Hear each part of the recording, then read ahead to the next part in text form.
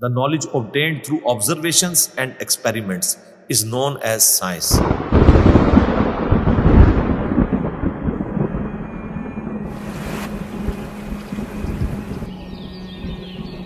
تو قرآن بھی تو یہ کہہ رہا ہے افلا ينظرون الى الابل كيف خلقت.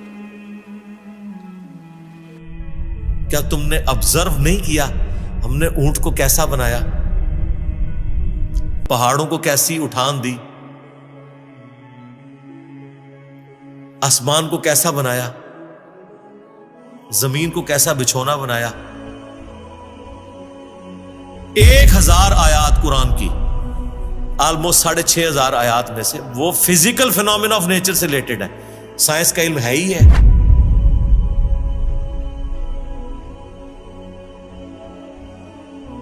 تو یہ دنیا کا علم جو آپ کہہ رہے ہیں یہ دین ہی کا علم ہے، یہ کوئی دنیا کا علم نہیں ہے. حضرت آدم علیہ السلام کو قرآن کہتا ہے کہ ہم نے چیزوں کے نام سکھا دیے تھے. یہ تو نہیں کہتا کہ بتا دیے تھے کہ اللہ تعالیٰ کے نام کے 3 دفعہ پڑھنے ہیں تو یہ ثواب ہوگا. ہر چیز کا نام سکھا دیا تھا. پوٹینشلی وہ ان کے دماغ میں وہ درخت بو دیا گیا تھا جو آج اتنا بڑا ہو چکا ہے کہ انسان نے ایسے جہاز بنا لیے ہیں جو 500-600 مسافروں کو لے کے 8000 کلومیٹر تک بغیر ریفیولنگ کے اڑ سکتے ہیں. اور اڑتے نہیں، صرف لینڈ بھی کرتے ہیں. یہ سب سے مشکل کام ہے. لوگ کہتے ہیں جی میزائل ٹیکنالوجی مشکل ہے. جناب میزائل ٹیکنالوجی تو شے ہی کوئی نہیں جو یہ بوئنگ کی ٹیکنالوجی ہے، کیونکہ میزائل تو آپ نے چھوڑنا ہے، اس نے پھٹنا ہے، واپس نہیں آپ نے اتارنا. لیکن اسپیس شٹل کو، بوئنگ جہاز کو اڑا کے آپ نے اتارنا بھی ہے، بندے بیچ میں بیٹھے ہوئے ہیں. یہ مشکل ٹیکنالوجی ہے. تو کر کے دکھایا نا. یہ انسان جب بھی کوئی چیز ڈسکور کرتا ہے نا سب سے پہلے اس کا نام رکھتا ہے. تو پوٹینشلی آدم علیہ السلام کو تمام چیزوں کے نام سکھا دیے تھے جو فرشتوں کو بھی نہیں آتے تھے. انسان کی فضیلت اسی عقل کی وجہ سے. تو یہ کوئی دنیا کا علم نہیں ہے، یہ اللہ تعالی کا فعل ہے. یہ کائنات، قرآن اللہ کا کلام ہے اور کائنات اللہ کا فعل ہے. اللہ نے بنائی ہے نا، کریٹر نے. اللہ کے فعل کا علم حاصل کرنا یہ دنیا داری کیسے ہو گئی؟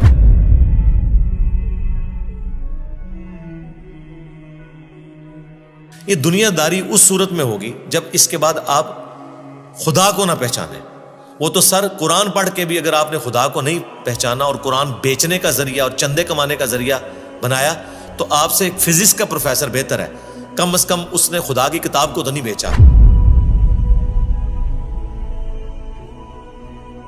تو آج سائنس کی برکت سے میرا خیال ہے خدا کا تعارف جتنا ہمیں ہوا ہے ہمارے اسلاف کو نہیں تھا. اور آج جس بہترین انداز میں ہم کریٹر کا تعارف ایک انسان کے سامنے رکھ سکتے ہیں، آج سے پہلے تصور بھی نہیں تھا کہ ایسا بھی ہو سکتا ہے.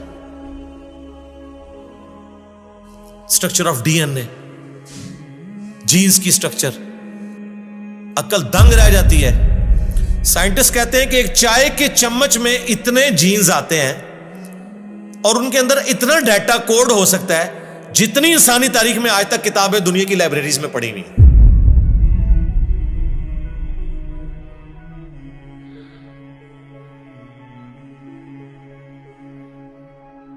یہ کس نے رکھا ہے؟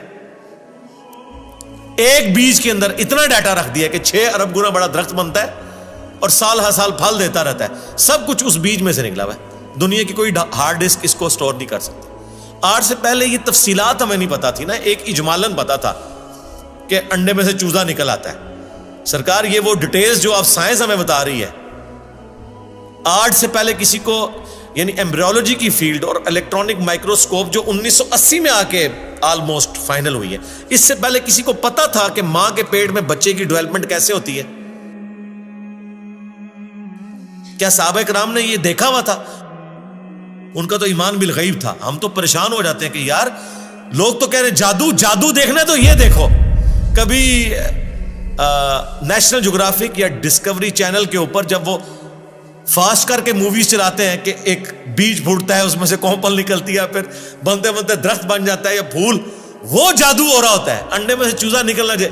اصل جادو یہ ہو رہا ہے جو عقل دنگ ہے.